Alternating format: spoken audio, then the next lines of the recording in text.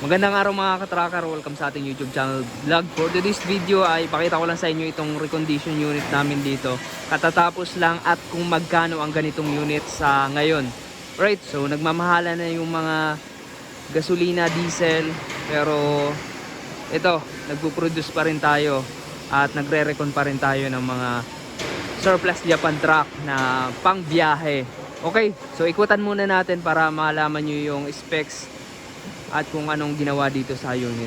So ayan mga ka-tracker, ito po ay Isuzu forward wide cabin, 3 wipers po siya. May plaka na nakarehistro at ito po naka wing van, 21 feet ang haba. Tapos merong windbreaker, kailangan yan sa ating kapag naka wing van body. Tapos white color yung kanyang cab, pati yung windbreaker, and then yung undercoat niya color orange. So pag kukuha kayo dito, kung ano yung kulay na gusto nyo, yun yung ipapintura nyo, pwede po mga ka-tracker. Tapos silver paint lang yung frame ng wing van, aluminum po yan. 6-wheeler 4x2. Ayan, yung gross weight capacity niya ito. And then yung loob, naka-upholstery na yung mga upuan, naka-floor matting. At ayan, ito ay walang back bed. So may iba't ibang klase ng forward. Merong standard, yung makitid, at meron namang malapad, at meron ding walang back bed at meron. So ito po, walang back bed. Yan, 6-speed manual transmission po siya. Brand new dashboard na complete standard electrical lights and accessories. Ayan, kung makikita nyo. And then mga ka-tracker, ayan, diba? Yung gauges niyan, functional lahat. Tapos ayan, ikutan natin. Yung wiper blades niyan, bago. Side mirror, kompleto po.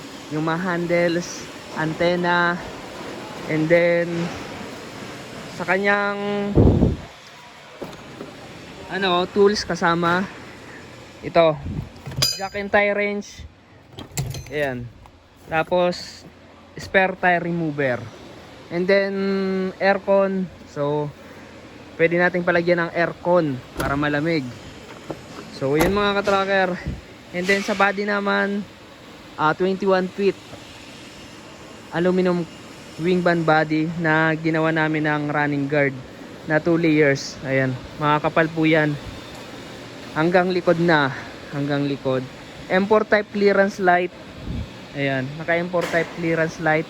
Tapos nilagyan namin ng tubo para hindi yung pang slide lang ng wire kapag dumaan sa mga mabababang kable ng kuryente or wire. So i-slide lang siya dyan. And then mga ka-tracker, nagdagdag kami ng molye. Kinapala namin ng molye. Kung mabigat yung pangarga nyo, pwede nating dagdagan ng molye harap likod. So ito, madami yung dinagdag. Tapos dun sa likod. Sa gulong naman, surplus Japan, Bridgestone po ito nakakabit. Kung gusto nyong brand new, pwede po nating papalitan. Or pwede po kayong mag-supply sa amin ng brand new tires. So 6 stud po siya, 4x2, 225 by 80R, 17.5 yung sukat ng gulong. Sa chassis naman, sariwa. Ayan po, sariwa po yan, chassis natin. Brand new battery na rin. May body signal light pa yan. So ayan, ito yung chassis sa likod. Ito naman yung likod ng unit. Ayan o, naglagay pa kami ng double lock. Ayan, para secured. May lock na siya sa dito sa pinakapinto, susian, at nilagyan pa namin. So ginawa rin namin, ayan, naglagay kami ng steel flooring. Naka steel flooring na po siya. Tapos dito, brand new na yung panel na plywood. So naka brand new panel na plywood na po siya. Medyo madilim lang. Right. So dito mga tracker, kung anong gusto nyong specs sa unit, pwede nyo pang ipagawa. Kasi dito saka lang kami nagre-recon kapag napili na ng client, depende sa gusto niyang ipapagawa sa unit. Alright, ayan po yung ating wing ban. Ayan, pogi. Maganda yung kulay ng pangilalim. Tapos ito yung fuel tank. Ito yung spare tire. Tapos toolbox. Tapos yun. Ang makina naman ito na recondition. Condition po siya. Change oil, tune up. 6H. H1 ang makina. Manual or inline injection pump. So maganda po ito mga katracker, hindi masyadong komplikado dahil manual lang yung makina niya or mechanical engine. Alright, so ito ay kapag nabili nyo, kayo po yung magiging first owner sa papel. And then sa pag-transfer naman ay yan, kapag napugli payment nyo na, after 1 week ma-transfer na yung yung papel sa pangalan nyo. Right? And then may warranty to, 2 months warranty po mga katracker. And then ayan, pang ilalim check lahat, preno, clutch, transmission, differential at pinaka makina. Tapos yung wirings nya maayos na po, kompleto. And then dito mga katracker, ang mode of payment natin ay merong cash at merong financing. Sa pag cash, down lang kayo ng kahit 10% or 50%.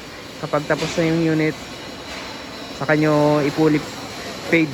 And then pag financing naman, meron po kaming accredited financing company na pwede nyong pag-applyan.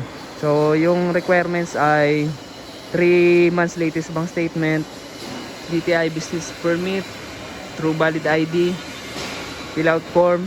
Kapag na-approve, ayan, depende yung magiging monthly amortization nyo at yung down payment sa approval mga katracker. So depende sa agreement nyo.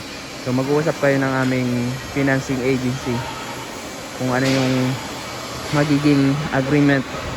Alright, so mga katracker, dito lang po kami matatagpuan sa Barangay Mambugdos, Bacoor, Cavite. Calipil Marketing Corporation. Sa mga naghahanap po ng surplus Japan truck, mag-message lamang po kayo sa ating FB page, Tracker Moto PH. Alright, kung may tanong po kayo, pwede po kayong mag-comment sa baba. At kung hindi pa po ka nakaka-subscribe sa ating YouTube channel, mag-subscribe na. Pakipollow na ang ating FB at TikTok account. Alright, so ang ganitong unit mga katracker, maraming nagtatanong kung magkano na nga ba ang ganitong unit. So mga katracker, depende. Iba-iba kasi yung specs ng truck. Iba-iba yung specs ng unit, ng forward. Kaya, so magbigay lang ko ng range. So meron kasing wide, merong narrow, merong may back bed, merong wala. Tapos iba't ibang body like drop side, flatbed, wing van, depende po. So nag-iiba-iba yung presyo at depende sa actual status ng truck or actual grade. So pagdating naman sa ganitong unit mga katracker, so nagre-range to ng basta Isuzu forward, mapa drop side, wing van, close van. So nagre-range po siya ng 1.3 million pesos to 1.6. Ayan ang forward mga katracker. Pero pag 8 stud na at yung hindi na FRR, so pataas na, nasa 1.7 million pesos. Alright, so sana ay may nalaman kayo at natutunan sa presyo ng mga truck. So mga katracker, nakadepende pa yan kung ano yung specs na gusto nyong ipagawa. May mga additional tayo, so magtataas yung presyo. Alright, so dito naman mga katracker, sigurado naman kasi meron kaming quality control inspector na chinecheck yung unit kompleto, tapos secured. Alright, and then maayos quality. So maraming salamat. Dito na lamang. God bless. Bye bye.